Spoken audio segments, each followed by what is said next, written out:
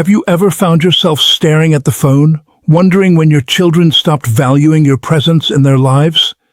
Those same children you nurtured through fevers and nightmares, whose skinned knees you bandaged, whose tears you wiped away countless times. You remember postponing your own dreams, canceling your own plans, rearranging your entire life to give them the best possible start. And yet now, when you offer a suggestion, they dismiss it with a wave. When you share a story, they check their phones. When you need their support, they're suddenly overwhelmed with their own priorities. And in those moments, that feeling of invisibility washes over you. The quiet ache of becoming background noise in the lives you helped create. If you recognize that feeling, please know this: you are far from alone. There comes a turning point in many parents' lives when the dynamic shifts. Once you were their anchor, their compass, their safe harbor. Now you sometimes feel more like an obligation, an afterthought, or worse, a burden. That transition cuts deeper than most pains life can bring. The natural impulse is to react, to list all your sacrifices, to express your hurt through anger, to withdraw completely, or to double down on giving even more. But here's a powerful truth. Demanding respect rarely restores it. What transforms these relationships isn't confrontation, but something far more dignified and effective. Today, we'll explore the quiet power shifts that can restore your standing, not through manipulation or guilt, but through inner strength, healthy boundaries, and genuine self-respect. These aren't quick fixes or psychological tricks. They're profound shifts in how you show up that can rebuild the dignity and connection you deserve. Let's begin with a pattern that might feel painfully familiar: the tendency to over-accommodate. Have you caught yourself saying yes when every cell in your body wanted to say no? Have you put yourself in uncomfortable or inconvenient situations just to avoid disappointing your adult children? Perhaps you've canceled plans with friends to babysit, even when you were exhausted. Maybe you've remained silent when they spoke to you dismissively, just to keep the peace. Here's the uncomfortable truth. Continually pursuing their approval often diminishes their respect, not because they're ungrateful people, but because we naturally value what maintains its own worth, not what constantly yields to our demands. I think of Claire, who had devoted every in to raising her 4 children. As they grew into adults with families of their own, she became increasingly afraid of losing her place in their lives. She began deferring to them on everything: her financial decisions, her living arrangements, even her medical choices. "I just want them to know I'm here for them," she would say. But with each boundary she surrendered, they took her less seriously. What Claire saw as generosity, they unconsciously read as weakness. You see, respect isn't born from endless sacrifice. It grows from self-respect. When you consistently place yourself last, you silently communicate that your needs, your time, your opinions don't carry much weight. And people, even those who love you, respond accordingly to that unspoken message. So if this resonates with your experience, hear this clearly. You are allowed to reclaim your space. You have earned the right to say no. You deserve to voice your true thoughts, even when they differ from what your children might prefer. Your time is valuable, not a resource to be taken for granted. The foundation of respect begins within you. The more you honor your own boundaries, the more naturally others will follow suit. This isn't about becoming rigid or harsh. It's about quietly demonstrating that your presence has value, your voice carries weight, and your dignity remains intact, regardless of your age or role. Now let's examine another instinct that rarely serves us: the impulse to argue our worth. When someone speaks to you condescendingly or dismisses your input, the natural reaction is to defend yourself. You want to remind them, "Do you realize who you're talking to?" or "After everything I've done for you?" And while those feelings are entirely valid, expressing them rarely changes the dynamic. Often, it only escalates tension. Here's a more powerful approach. Replace arguing with embodiment. When you respond to disrespect with emotional intensity, you inadvertently reveal that they still hold power over your emotional state. But when you respond with steady composure and quiet confidence, you send an entirely different message. One that says, "My worth isn't up for debate." Consider Thomas, who had commanded respect as a military officer for 30 years. Yet at family gatherings, his adult children routinely talked over him, dismissed his perspectives, and sometimes even made jokes at his expense. Initially, Thomas fought back. Each dismissal became a battle of wills, each gathering a tension-filled event that left everyone drained. Nothing improved. Then, Thomas tried something different. He stopped engaging in the power struggle entirely. When interrupted, he would simply pause, wait for the moment to pass, and then continue his thought with the same measured confidence he'd once used commanding troops. He didn't argue for his place, he simply occupied it. And gradually, his children's behavior began to shift. They started listening more attentively, interrupting less frequently, not because he had won the argument, but because he had changed the game entirely. You don't need to convince your children of your value through words. Let your presence speak instead. Allow your composure to become your strength. There's immense power in the calm certainty that you belong exactly where you are, that your voice matters precisely as it is. You've earned that place through decades of living. Stand in it quietly and watch how others begin to respond differently. Here's another liberating truth that might initially feel challenging. You don't need your children's validation to feel complete. This doesn't diminish your love for them. That remains boundless and unconditional. But when your emotional well-being depends entirely on their attention, their appreciation, or their approval, the relationship becomes unbalanced in ways that undermine genuine respect. People, including our beloved children, naturally respect those who maintain emotional independence. When your sense of fulfillment comes primarily from within, rather than from their validation, they begin to see you through fresh eyes, not as someone dependent on their attention, but as someone whole and complete in your own right. I recall Elaine, whose entire identity had been wrapped up in motherhood. When her children established independent lives, she felt adrift. She called them constantly, reminded them frequently of how much she missed them, and made subtle comments about feeling forgotten. Gradually, they began creating distance. Their calls became less frequent, their visits shorter. Elaine was devastated. She couldn't understand why her expressions of love seemed to be pushing them away. Then something shifted in her perspective. She decided to rebuild her own life beyond motherhood. She joined a community garden, took a part-time position mentoring young professionals, rekindled old friendships, and rediscovered her passion for photography. And something remarkable happened. Her children started reaching out more. They wanted to hear about her projects, her friends, her latest photos. They weren't just responding to her attachment, they were drawn to her vitality. If you felt that hollow ache when they don't call, that quiet disappointment when they cancel plans, remind yourself that your value doesn't depend on their attention. It resides within you, always has.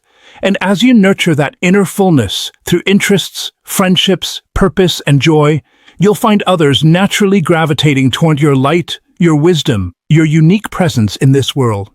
When you step back emotionally, not from a place of hurt, but from a place of wholeness, your children begin seeing you differently, as someone substantial and complete, someone with depth and purpose beyond your parental role.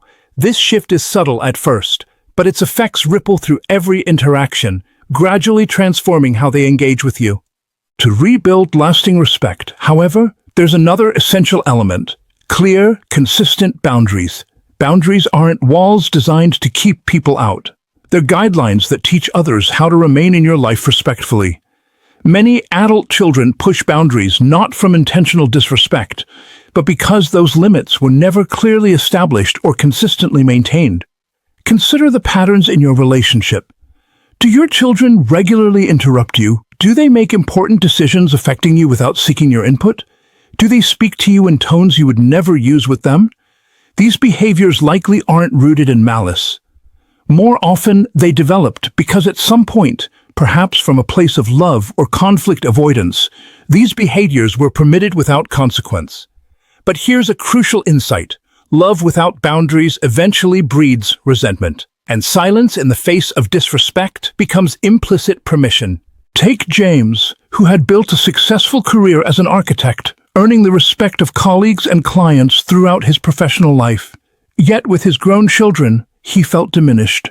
They would cut him off mid-sentence, roll their eyes at his suggestions, and speak to him with irritation they would never show to friends or coworkers. For years, James tolerated it, telling himself they were just stressed or busy.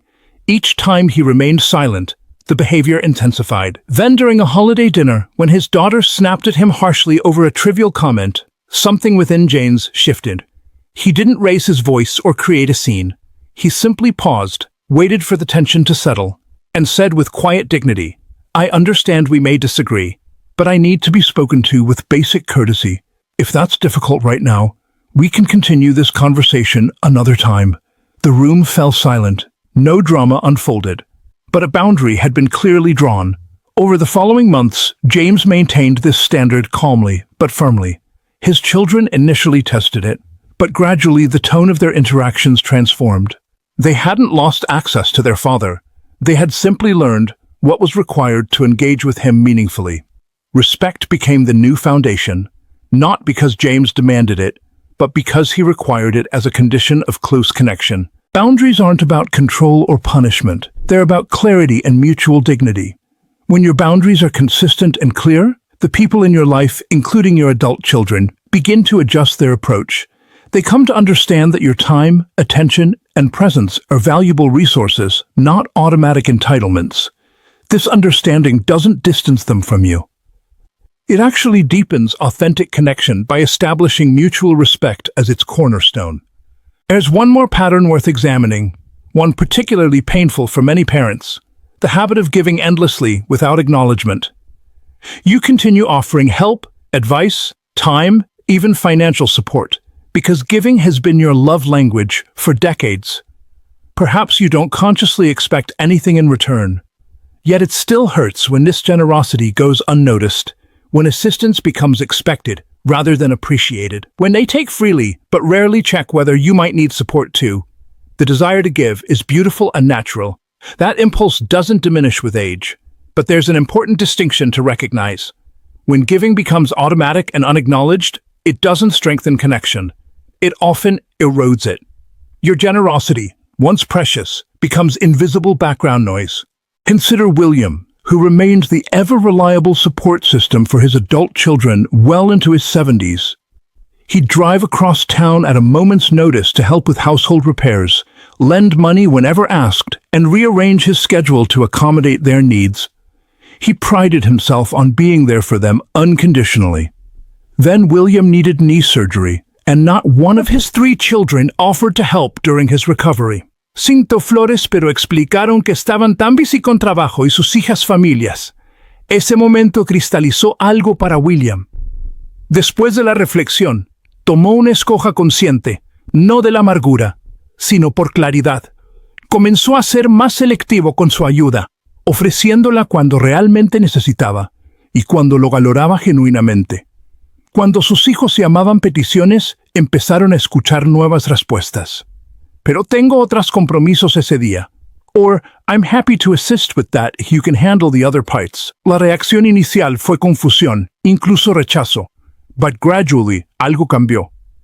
La ayuda que él proveía comenzó a recibir genuina apreciación. Sus hijos empezaron a mirarlo por regularmente, ofreciendo su apoyo con mayor frecuencia. Creando espacios de ausencia, había hecho más ser presencia lo que era. The truth is, when people never experience the weight of your absence, they rarely fully value your presence. This doesn't mean withholding love or playing manipulation games. It simply means allowing natural consequences to unfold when your boundaries aren't respected. You can continue being kind while being clear that your kindness has limits, limits that any healthy relationship should honor. And while we're here, let's acknowledge this fundamental truth. You are not merely a parent. You are a complete human being with your own passions, dreams, interests, and journey. One of the most healing things you can do, both for yourself and your relationship with your adult children, is to cultivate a rich, meaningful life that exists independently of your parental identity. This might initially feel uncomfortable if you spent decades placing your family at the center of your universe. Perhaps you've told yourself, I'll focus on my own interests once the children are settled. But now that they've established their own lives, it's your turn to rediscover yourself beyond the parental role. Because here's what happens when your children witness you living fully rather than waiting for their attention. They develop a new appreciation for who you are as a complete person, drawn not to obligation, but to the genuine vibrancy you bring to your own life. You aren't here solely to support their journey. You're here to continue your own, to explore interests you may have set aside, to form new connections, to contribute to your community in meaningful ways, to savor simple pleasures at your own pace. When you grant yourself permission to prioritize these experiences, something remarkable happens. Your children begin seeing beyond the one-dimensional role of mother or father. They discover a multifaceted individual with stories, strengths, and wisdom that transcend family dynamics. Now that you've begun this journey of reclaiming your dignity, speaking your truth calmly, establishing healthy boundaries, releasing expectations, and nurturing your own fulfillment, you may notice subtle shifts in the atmosphere. Conversations flow more naturally. Tension dissipates more quickly. You no longer approach interactions with that familiar knot of anxiety or disappointment. You stand taller, speak more confidently, engage more authentically, not because your children have transformed overnight, but because you have. That's the essential insight. Respect isn't something we extract from others through demands or guilt. It's something we inspire through how we move through the world. And the moment you begin living with deeper self-respect, everything around you begins to realign accordingly. Let's remember something that seems simple yet often gets forgotten in the complexity of family dynamics. You matter. Not for what you've sacrificed, not for what you continue to give, but simply for who you are. The world and your family needs the version of you who feels grounded, authentic, and at peace. The version who doesn't diminish yourself to avoid waves, but who stands in your truth with both compassion and conviction. That version transforms everything around you. You might be surprised by how your children begin responding differently. Perhaps they seek your counsel more often. Maybe they listen more attentively. Maybe they begin sharing more of their authentic selves with you. These aren't coincidences. They're the natural response to you reclaiming your rightful place in the relationship, not through demands, but through presence and self-worth. If they don't respond immediately in the ways you hope, don't lose heart. Established patterns take time to shift. Your children have become accustomed to a version of you that perhaps said yes automatically, stayed silent in the face of disrespect, or gave endlessly without expectation of reciprocity. As you begin changing these dynamics, there may be resistance, confusion, even testing of your new boundaries. This discomfort is a natural part of growth, for them and for you, but it's worth navigating for the authentic connection waiting on the other side. Remember this distinction. Love and respect, while interconnected, aren't identical. You can love your children with your whole heart while still saying, "I won't accept being spoken to that way," or "this doesn't work for me." That's not coldness, it's health. It's what mature, balanced relationships require to thrive. And in many cases, these boundaries don't just improve how you're treated, they deepen the relationship itself. Because when your children witness you valuing yourself appropriately, it gives them permission to do the same in their own lives. When they see you living with purpose beyond your parental rule, pursuing interests with enthusiasm, and speaking your truth with quiet confidence, their genuine respect naturally follows, not from obligation, but from authentic admiration. So I invite you to reflect gently on this question. Where might you still be surrendering your power? Is it in saying yes when your heart says no? Is it in remaining silent when disrespect occurs? Is it in measuring your worth by how often they call or visit? Identify that place and begin there. Start with one small shift. Perhaps it's saying, "I have other commitments that day, but let's find another time." Perhaps it's calmly stating, "I need to be spoken to respectfully," or "we can continue this conversation later." Perhaps it's pursuing that interest you've put off for years, joining that class you've been curious about, or reconnecting with friends you've missed. Small steps taken consistently create profound change. And please remember, perfection isn't required. What matters is beginning, honoring your voice, your boundaries, your inherent value. That's where genuine respect takes root. If these words resonate with something you felt but couldn't quite express, if you've carried that quiet ache of feeling undervalued by those most precious to you, I want you to hear this clearly.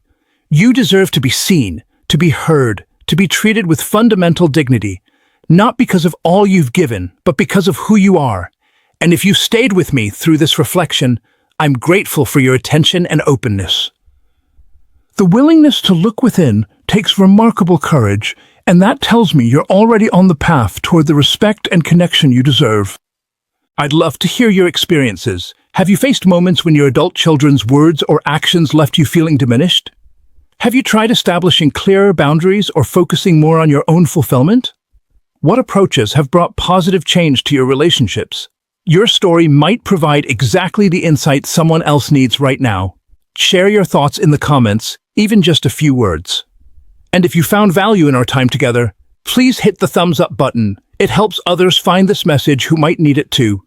If you haven't already, subscribe to our channel and click that notification bell so you'll know when we share more content to support you on this journey. You're never too experienced to reclaim your voice, never too seasoned to rebuild respect, and never beyond reaching the peace and connection your heart desires. Thank you for sharing this time with me. Remember, you are valued, you are strong, and you are never alone on this path. Until we meet again, take gentle care of yourself, and remember, living with quiet dignity speaks volumes more than any words ever could.